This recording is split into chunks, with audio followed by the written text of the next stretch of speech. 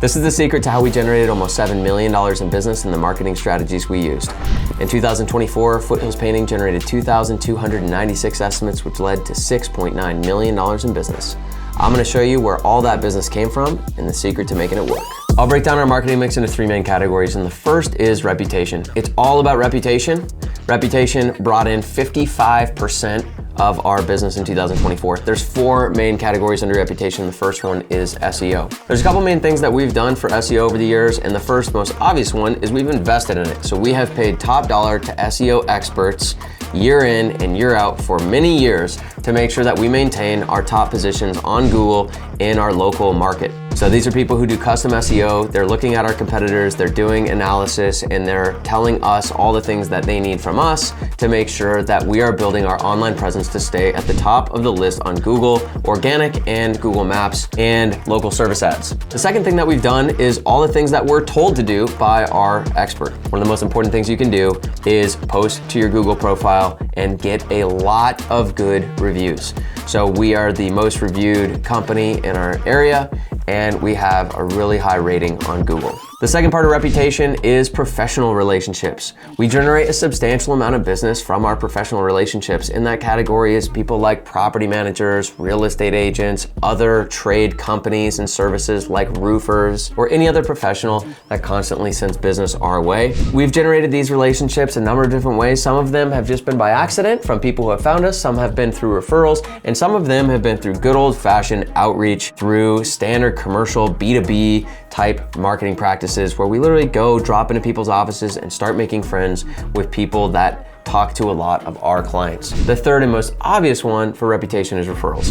We generate a lot of business from referrals, and everybody always wants to know, what is your referral program? And the truth is, we don't have a great referral program. I don't know if we have much of a referral program at all. The most important thing I believe that we do to generate referrals is deliver an exceptional experience to customers. We used to think that we did do a good job for customers, but we got honest with ourselves about 5 years ago and said, do we though? Do we really deliver an exceptional experience, or do we just do enough to not get in trouble? And the reality is, I didn't think we were delivering an exceptional experience to customers, and it has been a lot of work at scale to deliver an exceptional experience to customers. We need to make sure that our office manager, our sales rep, our project manager, and our foremans on site are all on the same page so customers aren't constantly repeating themselves, that every person along the line follows through on their promises, does it in a timely manner, and shows up their best self to our customers. We have worked extensively on this with everyone in our company and all of our crews to massively improve the customer experience, and we've done that.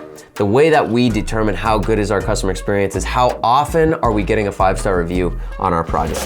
The fourth and final part of reputation is repeat business. And what we do for repeat business is the same thing we do for referrals. Most importantly, we deliver an exceptional experience. But the other thing we do is we keep in touch with customers through email, direct mail, and text message through an ongoing customer relationship campaign that we never stop doing to make sure that our customers don't forget us, and when they need painting again, we're there. This contributes to referrals as well. The second category is paid ads. Paid ads is really important in the business. It generates about 35% of our business, but it does cost more than all of the reputation stuff does. But the reputation stuff generates enough business that we can spend a lot on paid ads. So the first of paid ads is Meta or Facebook ads.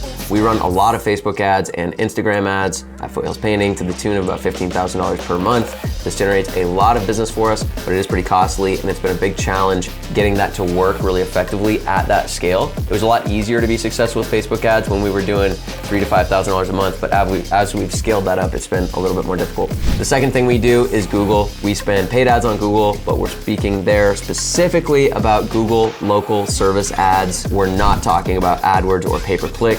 That is very, very difficult to make work. We have tried to make that work a lot of times. I have spent millions of dollars on Google AdWords through a marketing agency myself. I understand how it works, and it's gonna be really, really difficult for any painting contractor to make pay-per-click work or AdWords work, but Google local service ads works really well. The third type of paid ads that we do is through lead services like Angie, Yelp, CraftJack, Thumbtack, and the like.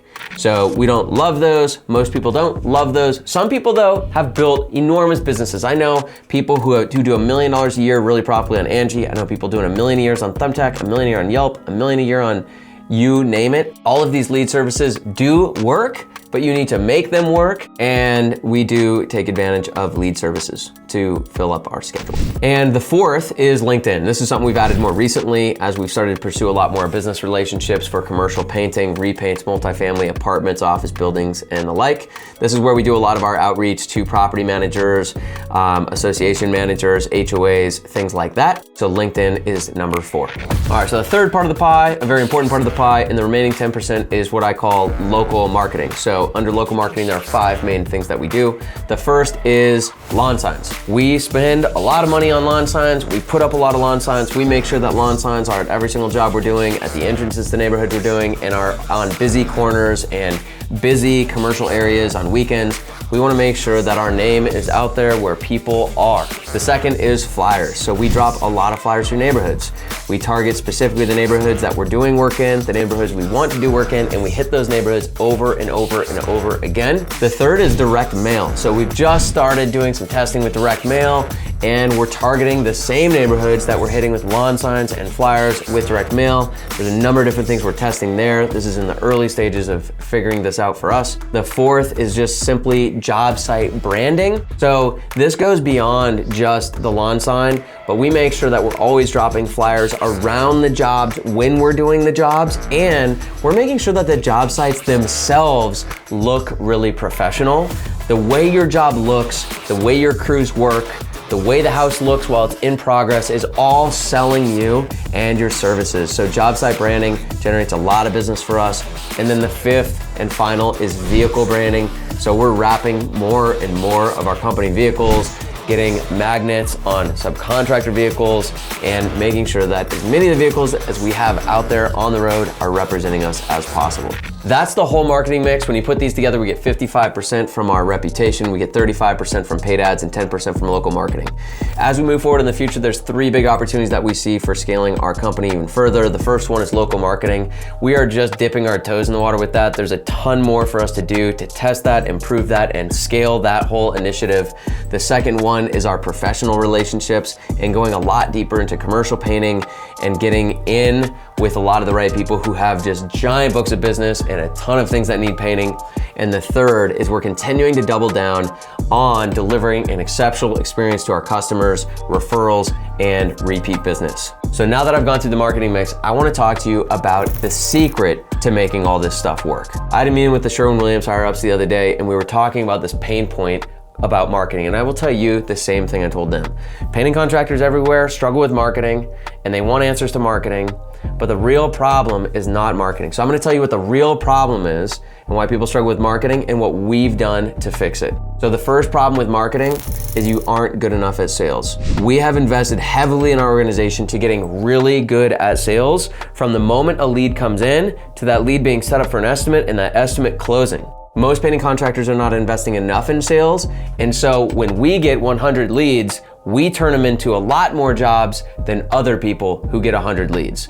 And so where that marketing might not be affordable to someone else, it's affordable to us. I see people all the time that are struggling with Facebook ads, and I look at their numbers and I say, look, your Facebook ads aren't the problem. You're just not closing enough of the estimates. If you were closing more of those estimates, you would be getting better results on Facebook than we are. The problem is sales, not marketing. So you gotta invest in sales. The second big problem with marketing is actually your production, your back end, how you deliver projects, and the customer experience. Like I said, years ago, we thought we were delivering a great job to our customers because we had a 4.9 rating on Google. We had very few problems and complaints from customers, but when we got honest about it, we weren't doing an amazing job. And for 5 years, we worked on making our customer experience better, and guess what?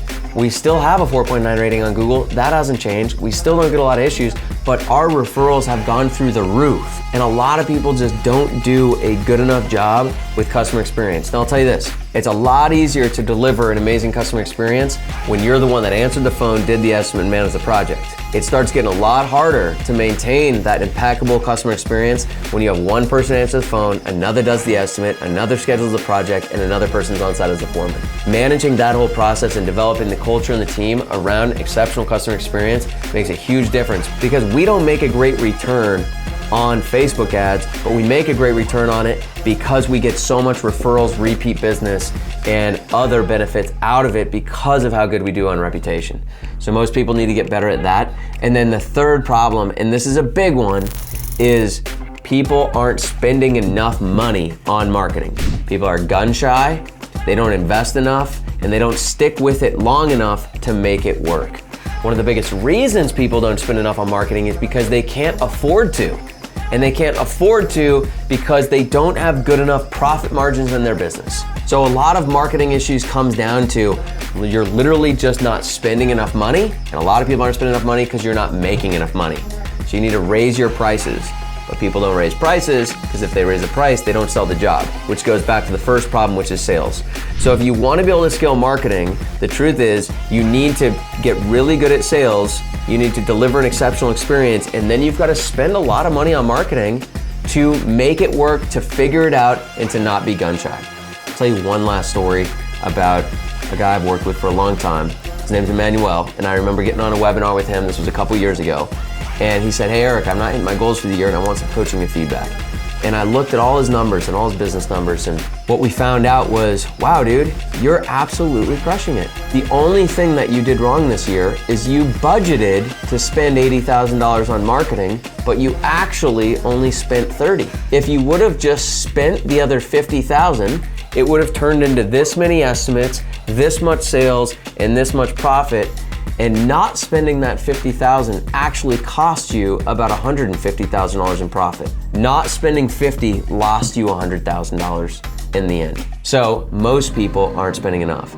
So the truth that most people don't want to hear is that you actually have to fix a lot of other things in your business. And when you fix a lot of these other things in your business, marketing becomes easy, because the secret is, there's not really a secret to marketing.